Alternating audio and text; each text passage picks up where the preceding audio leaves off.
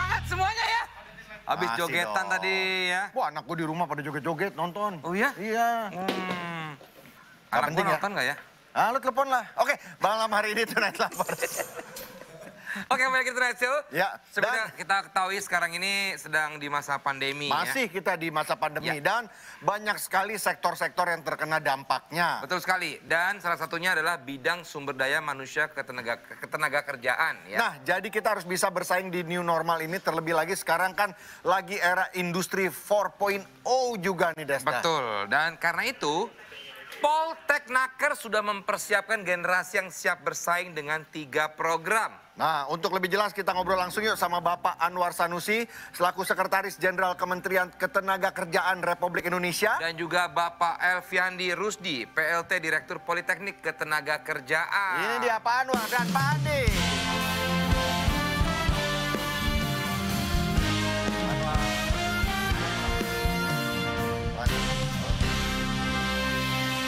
Ya, Pak Anwar, Pak Andi ya. Ya, selamat malam Pak, sehat-sehat Pak ya. Sehat, Terima kasih Thank you sudah Pak hadir Manan dari dari Tonight Tonight Show. Show. Oke, langsung aja Pak. Apa aja sih dampak pandemi ini di bidang ketenagakerjaan? Mungkin Pak Anwar dulu ya. ya, saya dulu ya. Ya, silakan Pak. Yang jelas pandemik ini telah menimbulkan dampak yang sangat luar biasa, terutama terkait dengan ketenagakerjaan. Ada 256 juta, 2,56 juta. Artinya para pekerja yang terpaksa memang kehilangan pekerjaan. Karena memang ya perusahaan banyak yang mengalami problematika, terutama adalah untuk melakukan operasionalisasinya. Ya. Dan ini tentunya adalah kalau dilihat dari sisi angka total pengangguran, ini membuat jumlahnya semakin besar. Ya. Saat ini adalah kalau dari sisi hitungan angka yang kemarin juga dikeluarkan oleh BPS, 9,7 juta. Oke. Jadi ini jumlah yang sangat besar dan tentunya kita harus berpikir kira-kira bagaimana jalan keluar yang harus kita lakukan Ya. untuk mengatasi persoalan itu. Ya.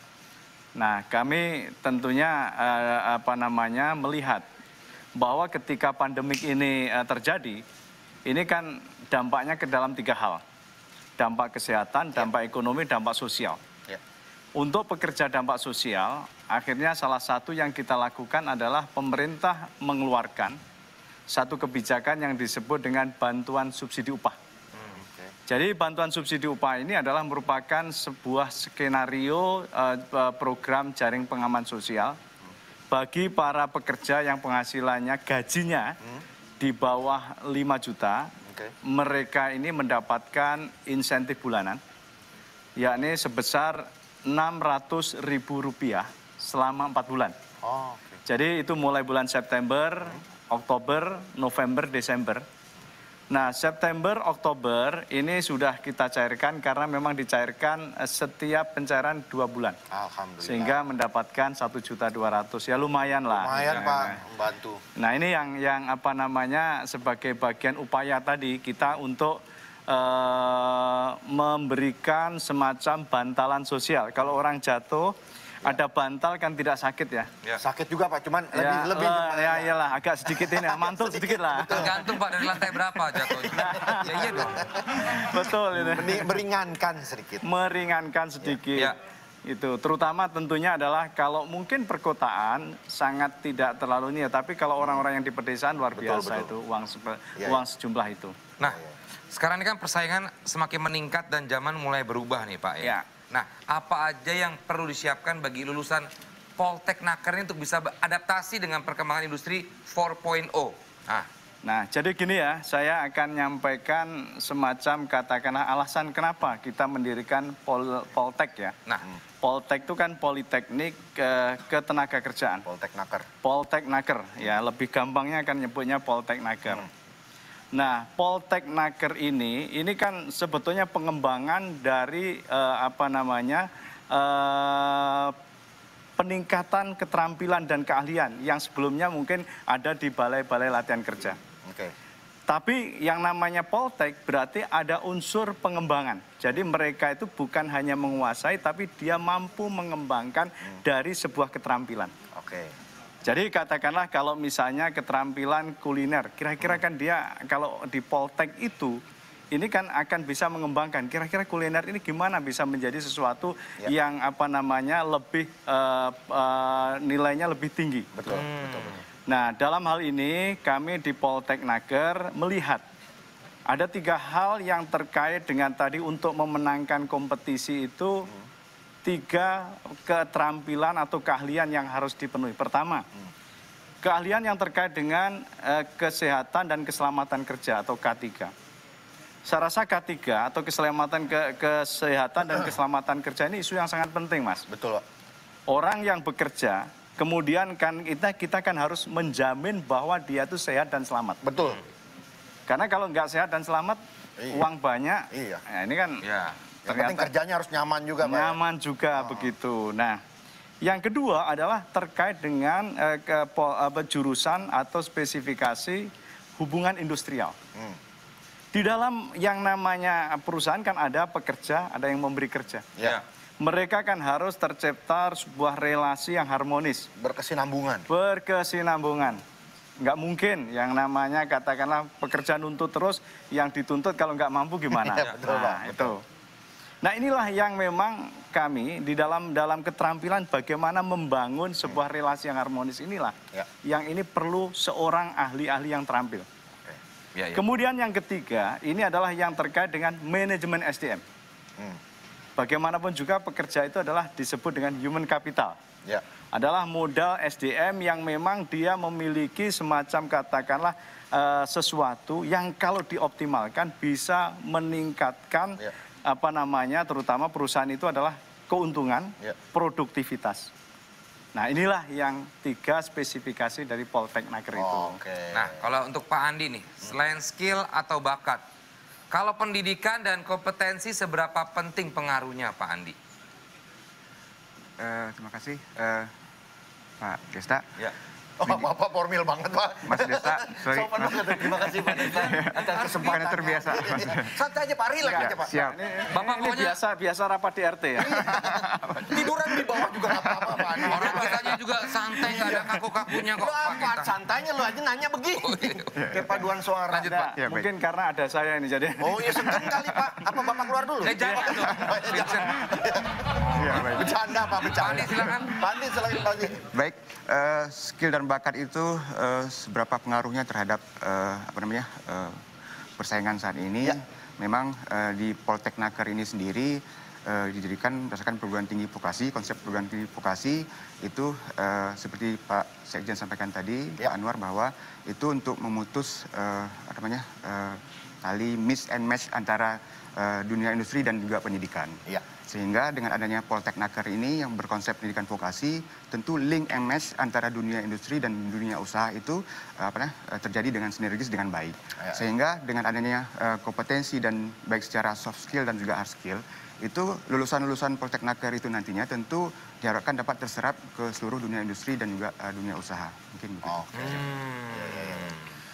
Boleh diceritakan sedikit, Pak, tentang latar belakang berdirinya Polteknaker ini? Dengar-dengar susah juga nyebutnya. Polteknaker juga mempersiapkan 3 program untuk menghasilkan generasi yang siap bersaing itu tadi, Pak ya.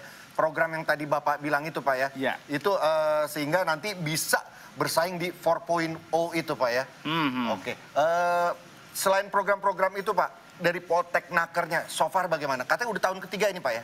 Iya, tahun ketiga, betul.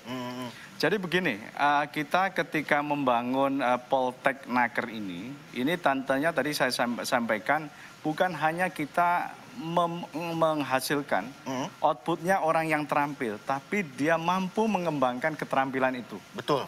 Nah, kita dalam hal ini tentunya ketika kita membangun seperti lembaga-lembaga pendidikan, kita harus berpikir bagaimana aspek dari demand-nya. Permintaannya itu seperti apa?